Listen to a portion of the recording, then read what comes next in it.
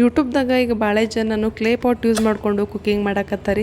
ಅದು ನೋಡಿ ನನಗೂ ಒಂದ್ಸರಿ ಟ್ರೈ ಮಾಡಬೇಕು ಯಾವ ಥರ ಟೇಸ್ಟ್ ಆಗುತ್ತೆ ಇದ್ರಾಗಂತ. ಸೊ ನಾನು ಒಂದು ತರಿಸ್ಕೊಂಡಿದ್ದೆ ರೀ. ಹಿಂದಿನ ಕಾಲದಾಗ ಜನ ಎಲ್ಲ ಮಣ್ಣಿನ ಮಡಿಕೆಯಾಗಿ ಅಡುಗೆ ಮಾಡ್ತಿದ್ರಲ್ರಿ, ಅದಕ್ಕೆ ಅವ್ರ ಹೆಲ್ತ್ ಅಷ್ಟು ಚಲೋ ಇತ್ತು. ಅವಾಗ ಎಲ್ಲಿ ಅಲ್ಯೂಮಿನಿಯಮ್ ನಾನ್ ಸ್ಟಿಕ್ ಅಂತ ಯೂಸ್ ಮಾಡ್ತಿದ್ರಿ. ನಾವೇ ಇವಾಗ ಯೂಸ್ ಮಾಡಿ ಎಷ್ಟೊಂದು ಹೆಲ್ತ್ ಅಪ್ಸೆಟ್ ಮಾಡ್ಕೊಕತ್ತೀವಿ. ಈಗ ಮತ್ತೆ ಜನ ಭಾಳ ಹೆಲ್ತ್ ಕಡೆ ಕಾನ್ಸಂಟ್ರೇಟ್ ಮಾಡಕತ್ತಾರೆ. ಓಲ್ಡ್ ಈಸ್ ಗೋಲ್ಡ್ ಅಂತಾರಲ್ಲ, ಅದೇ ಥರ ಮತ್ತೆ ಮಣ್ಣಿನ ಮಡಿಕೆಗೆ ಬರಕತ್ತೀವಿ. ನಾನು ಈ ಕ್ಲೇ ಪಾಟ್ನ ಊರಾಗೆ ತರಿಸಿದ್ರಿ ಲೋಕಲ್ ಶಾಪ್ದಾಗೆ. ಇದಕ್ಕಿಂತ ದೊಡ್ಡ ಸೈಜ್ ಇತ್ತು ರೀ ಪಾಟ್. ಅಷ್ಟೊಂದು ಸರಿ ಇರಲಿಲ್ಲ, ನನಗೆ ಇಷ್ಟ ಆಗಲಿಲ್ಲ. ಮೀಡಿಯಮ್ ಸೈಜ್ದಾಗೆ ಇದೊಂದು ಇತ್ತು, ಮೇಲೊಂದು ಕ್ಲೋಸ್ ಮಾಡೋಕ್ಕೊಂದು ಲಿಡ್ ಇತ್ತು. ನಾನು ಇಲ್ಲಿ ಡೈರೆಕ್ಟ್ನ ಪಾಟ್ ಯೂಸ್ ಮಾಡೋಕ್ಕಾಗಲ್ರಿ, ಭಾಳ ಡಸ್ಟ್ ಇತ್ತು. ಸೊ ನೀಟಾಗೆಲ್ಲ ತೊಳ್ಕೊಂಡು ಸ್ಕ್ರಬ್ಬರಿಂದ ಸ್ವಲ್ಪ ರಬ್ ಮಾಡಿಬಿಟ್ಟು ಸೀಸ್ನಿಂಗೆಲ್ಲ ಮಾಡ್ಬೇಕಂತ್ರಿ ಅದನ್ನು ಮಾಡೋಕ್ಕತ್ತಿದೆ. ಫಸ್ಟ್ ನೀಟಾಗೆಲ್ಲ ವಾಶ್ ಮಾಡಿಬಿಟ್ಟು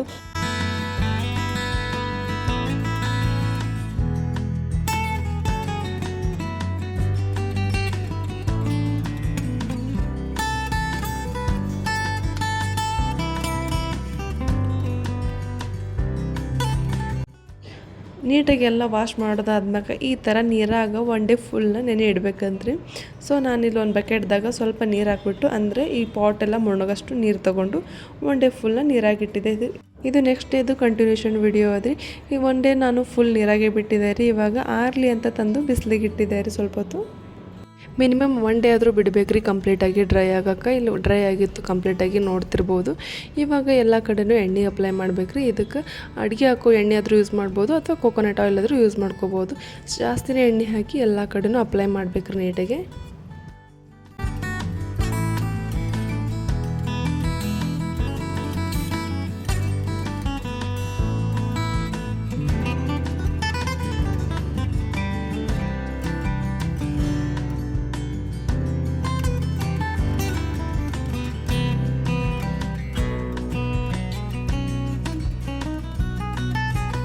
ಇವಾಗ ನೋಡಿದ್ರಲ್ಲ ಕಡಾಯಿಗಿನ ಎಲ್ಲ ಕಡೆನೂ ಹೆಂಗೆ ಅಪ್ಲೈ ಮಾಡೀನಿ ಎಣ್ಣೆ ಅಂತ.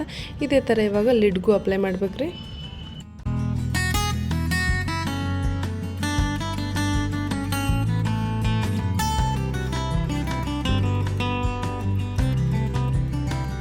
ಇವಾಗ ಕಂಪ್ಲೀಟಾಗಿ ಆಯಿಲ್ ಅಪ್ಲೈ ಮಾಡೋದೆಲ್ಲ ಆಯ್ತು ರೀ. ಇವಾಗ ಮತ್ತೆ ನಾವು ಬಿಸಿಲಿಗೆ ಇಡಬೇಕು. ಅಟ್ಲೀಸ್ಟ್ ಒನ್ ಡೇ ಆದರೂ ಬಿಸಿಲಿಗೆ ಇಡಬೇಕು ರೀ. ಈ ಥರ ಕಂಪ್ಲೀಟಾಗಿ ಎಣ್ಣೆ ಎಲ್ಲ ಡ್ರೈ ಆಗಬೇಕು ರೀ. ಇಲ್ಲಿ ನೋಡ್ರಿ ಅಷ್ಟು ಡ್ರೈ ಆಗ್ಯದಂತ, ಸ್ವಲ್ಪನೇ ಎಣ್ಣೆ ಅಂಶನೇ ಉಳ್ಕೊಂಡಿಲ್ಲ. ಈ ಥರ ಕಂಪ್ಲೀಟಾಗಿ ಡ್ರೈ ಆಗಬೇಕು ರೀ. ಇವಾಗ ಈ ಕಡೆಗೆ ಒಂದು ಅರ್ಧಕ್ಕಿಂತ ಜಾಸ್ತಿನೇ ನೀರು ತೊಗೊಂಡಿದ್ದೀನಿ. ಇದಕ್ಕೆ 2 ಸ್ಪೂನು ಉಪ್ಪು ಹಾಕಿ ಸ್ಟವ್ ಮೇಲೆ ಒಂದು 15 to 20 ಮಿನಿಟ್ಸ್ ಬಿಡಬೇಕು ರೀ. ನೀರನ್ನ ಸರಿಯಾಗಿ ಕುದಿಬೇಕು, ಅಲ್ಲಿವರೆಗೂ ಸ್ಟವ್ ಆನಲ್ಲೇ ಇರಬೇಕು. ಲೋ ಫ್ಲೇಮಲ್ಲೇ ಮಾಡಬೇಕು ಇದನ್ನು. ಇಲ್ಲಿ ನೋಡ್ರಿ ಇಲ್ಲಿ ಸೈಡ್ಗೆಲ್ಲ ಎಣ್ಣೆ ಯಾವ ಥರ ಬಿಟ್ಕೊಳಕತ್ತದಂತ ಸಣ್ಣ ಸಣ್ಣದಾಗಿ. ಸೊ ಇಲ್ಲಿ ನೋಡ್ರಿ ನೀರು ಯಾವ ಥರ ಕುದಿಯಕತ್ತ, ಈ ಥರ ಕಂಪ್ಲೀಟಾಗಿ ನೀರು ಕುದೀತಿರ್ಬೇಕು ರೀ.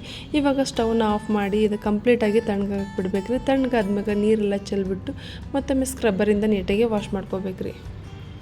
ಸೊ ನಾನು ಇಲ್ಲಿ ನೀಟಾಗಿ ವಾಶ್ ಮಾಡಿದ್ದೆ ರೀ. ಇವಾಗ ಕಂಪ್ಲೀಟ್ ಆಯ್ತು ನೋಡಿರಿ ಸೀಸ್ನಿಂಗ್ ಕೆಲಸ. ಇವಾಗ ಕುಕ್ಕಿಂಗಕ್ಕೆ ಆರಾಮ್ಸೆ ಯೂಸ್ ಮಾಡ್ಕೋಬೋದು ನೋಡಿರಿ. ಗ್ರಾಸರಿ ಎಲ್ಲ ಊರಿಂದ ತಂದುಬಿಟ್ಟು ಎಲ್ಲ ಹಾಗೆ ಇಟ್ಬಿಟ್ಟಿದ್ದಾರೆ. ಟೈಮೇ ಆಗಲ್ಲಾಗಿತ್ತು ಎಲ್ಲ ಹಾಕಿಡಕ್ಕೆ ಸರಿಯಾಗಿ. ಎಷ್ಟು ಬೇಕೋ ಅಷ್ಟಷ್ಟು ಯೂಸ್ ಮಾಡ್ಕೊಳ್ದು ಅಲ್ಲೆಲ್ಲ ಇಟ್ಬಿಟ್ಟಿದ್ದಾರೆ.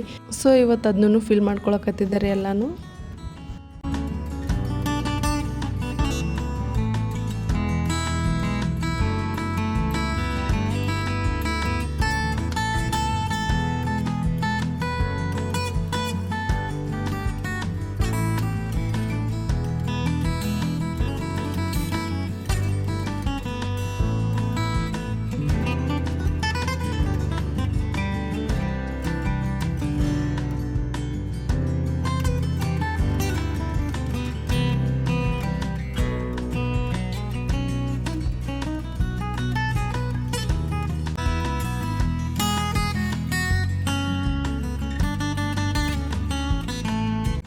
ದಿನ ಅಲ್ಲೇ ತೊಗೊಳ್ದು ಅದೇ ಯೂಸ್ ಮಾಡೋದು, ವಾಪಸ್ ಅಲ್ಲೇ ಇಡೋದು ಸಾಕಾಗಿ ಬಿಟ್ಟಿತ್ತು ರೀ. ಯಾವಾಗಾದರೂ ಇದನ್ನು ಕ್ಲೀನ್ ಮಾಡ್ತೀನಿ ಅನಿಸ್ಬಿಟ್ಟಿತ್ತು. ಫೈನಲಾಗಿ ಇವತ್ತೆಲ್ಲನೂ ಫಿಲ್ ಮಾಡ್ಕೊಳ್ಳೋದಾಯ್ತು ರೀ.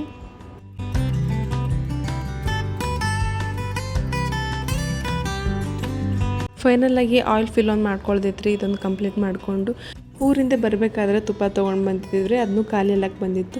ಸೊ ಇವತ್ತು ತುಪ್ಪ ಮಾಡಿದ್ರೆ ಆಯ್ತಂತ ರಾತ್ರಿನೇ ಹೆಪ್ಪ ಹಾಕ್ಬಿಟ್ಟಿದ್ದೆ ರೀ. 2 ಡಬ್ಬ ಆಗ್ಬಿಟ್ಟಿತ್ತು. ಯೂಶ್ವಲಿ ನಾನು ನೆಕ್ಸ್ಟ್ ಡೇ ಏನರೆ ತುಪ್ಪ ಮಾಡಬೇಕಂದ್ರೆ ನೈಟ್ ಕೆನಿಗೆಲ್ಲ ಹೆಪ್ಪ ಹಾಕ್ಬಿಟ್ಟಿರ್ತಿದ್ದೀನಿ. ಅವಾಗ ಮುಂಜಾನೆ ಅಂದ್ಕೊಳ್ಳಿ ರೆಡಿಯಾಗಿರ್ತದೆ, ಯಾವ ಬೇಕಾದರೂ ಮಾಡ್ಕೋಬೋದು. ಒಬ್ಬೊಬ್ರು ಏನು ಮಾಡ್ತಾರೆ ಅಂದರೆ ಹೆಪ್ಪೆಲ್ಲ ಹಾಕೋದಿಲ್ಲ, ಡೈರೆಕ್ಟ್ ಫ್ರಿಜ್ಜಿಂದ ತೆಗೆದು ಸ್ವಲ್ಪ ಹೊತ್ತು ತಣ್ಣಗೆಲ್ಲ ಆರಿದ್ಮ್ಯಾಗ ತುಪ್ಪ ಮಾಡೋಕ್ಕೆ ಸ್ಟಾರ್ಟ್ ಮಾಡ್ತಾರೆ. ನಾನು ಈ ಥರ ಮಾಡ್ಕೋತೀನಿ. ಹೊರಗಿಂದೆಲ್ಲ ತುಪ್ಪ ತಿನ್ನೋಕೆ ನಮಗೆ ಅಷ್ಟೊಂದೆಲ್ಲ ಇಷ್ಟ ಆಗೋದಿಲ್ಲ ರೀ. ನನ್ನ ಹಸ್ಬೆಂಡ್ ತಿಂತಾರೆ, ಬಟ್ ನನಗೆ ಇಷ್ಟ ಆಗೋದಿಲ್ಲ. ಅದೇನೋ ಒಂಥರ ಸ್ಮೆಲ್ ಬಂದಂಗೆ ಆಗುತ್ತೆ. ಅದಕ್ಕೆ ನಾನು ಎಷ್ಟೇ ಲೇಟ್ ಆದರೂ ಮನೆಯಾಗೆ ಈ ಥರ ಮಾಡಿಕೊಂಡೇ ತಿನ್ನೋದು.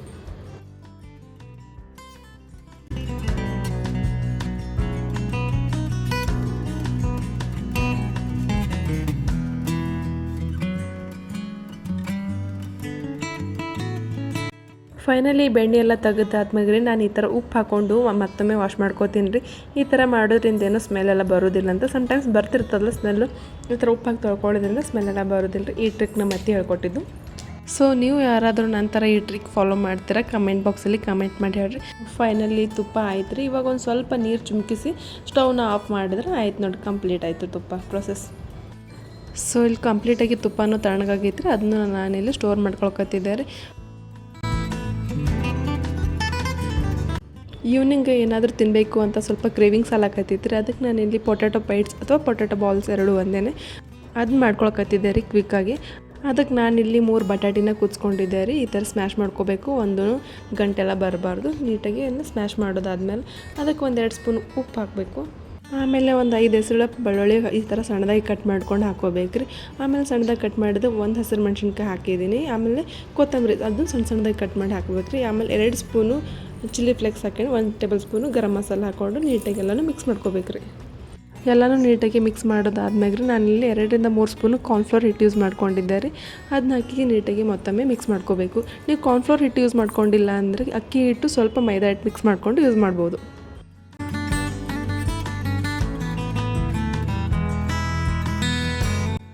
ಫೈನಲಿ ಎಲ್ಲನೂ ಮಿಕ್ಸ್ ಮಾಡೋದಾದ್ಮೇಲೆ ಸ್ವಲ್ಪ ಕೈಗೆ ಎಣ್ಣೆ ಹಚ್ಕೊಂಡು ಈ ಥರ ಶೇಪ್ ಮಾಡ್ಕೊಂಡು ನೋಡ್ಬೇಕು. ನಮ್ಗೆ ಯಾವ ಥರ ಬೇಕಾದರೂ ಮಾಡ್ಕೋಬೋದು ಶೇಪ್ಸ್. ನಾನಿಲ್ಲಿ ರೌಂಡ್ ಶೇಪಲ್ಲಿ ಮಾಡ್ಕೊಳಕತ್ತಿದ್ದೆ ರೀ. ಈ ಥರ ಕನ್ಸಿಸ್ಟೆನ್ಸಿ ಇರಬೇಕು. ಇವಾಗ ಒಂದು ಕಡಾಯಿಗೆ ಎಣ್ಣೆ ಹಾಕ್ಕೊಂಡು ಎಣ್ಣೆ ಬಿಸಿ ಆದ್ಮೇಲೆ ಒಂದೊಂದಾಗಿ ಬಾಲ್ಸ್ನ ಬಿಡಾಕತ್ತಿದ್ದೆ ರೀ. ಸ್ವಲ್ಪ ಗ್ಯಾಪು ಬೇಕು, ಇಲ್ಲಾಂದ್ರೆ ಏನಾಗುತ್ತೆ ಒಂದಕ್ಕೊಂದು ಅಂಟ್ಕೊಂಡು ಈ ಥರ ಎತ್ತು ಟೈಮ್ನಾಗೆಲ್ಲ ಮುರಿದು ಬಿಡ್ತಾವ್ರಿ. ಸ್ಟವ್ನ ಲೋ ಫ್ಲೇಮಲ್ಲಿ ಬ್ಯಾಡ್ರಿ, ಮೀಡಿಯಮ್ ಫ್ಲೇಮಲ್ಲಿ ಇಟ್ಟು ಈ ಥರ ಕರ್ಕೋಬೇಕು ರೀ. ಇಲ್ಲಿ ನೋಡಿರಿ ಅಷ್ಟೊಂದು ಕಾಣಿಸಕತ್ತ ಅಂತ. ಟೇಸ್ಟ್ನು ಅಷ್ಟೇ ಸೂಪರಾಗಿ ಬಂದಿತ್ತು ರೀ. ಭಾಳ ಈಸಿ ಅದ ರೆಸಿಪಿ, ಬೇಕಂದ್ರೆ ಪಟ್ಟತ್ ಮಾಡ್ಕೋಬೋದು ರೀ. ಮಕ್ಳಿಗಂತೂ ಭಾಳ ಇಷ್ಟಪಟ್ಟು ತಿಂತಾರೆ. ಇಲ್ಲಿ ನೋಡಿರಿ ಒಂದನ್ನು ಓಪನ್ ಮಾಡಿ ತೋರ್ಸಕತ್ತೀನಿ. ಭಾಳ ಸಾಫ್ಟ್ ಮತ್ತು ಕ್ರಿಸ್ಪಿಯಾಗಿ ಬಂದಿತ್ತು ರೀ. ಈ ಥರ ಸಾಸ್ ಹಚ್ಕೊಂಡು ತಿಂದರೆ ಸೂಪರಾಗಿರ್ತದೆ ರೀ. ಸೊ ಇದಾಗಿತ್ತು ಈ ಒಂದು ವ್ಲಾಗ್. ಇಷ್ಟ ಆದರೆ ಪ್ಲೀಸ್ ಒಂದು ಲೈಕ್ ಮಾಡಿ, ಶೇರ್ ಮಾಡಿ, ಕಮೆಂಟ್ ಮಾಡಿರಿ. ಇನ್ನು ನನ್ನ ಚಾನಲ್ ಯಾರೆಲ್ಲ ಸಬ್ಸ್ಕ್ರೈಬ್ ಮಾಡಿಲ್ಲ ಸಬ್ಸ್ಕ್ರೈಬ್ ಮಾಡ್ಕೊಂಡು ನೋಡಿರಿ. Thanks for watching.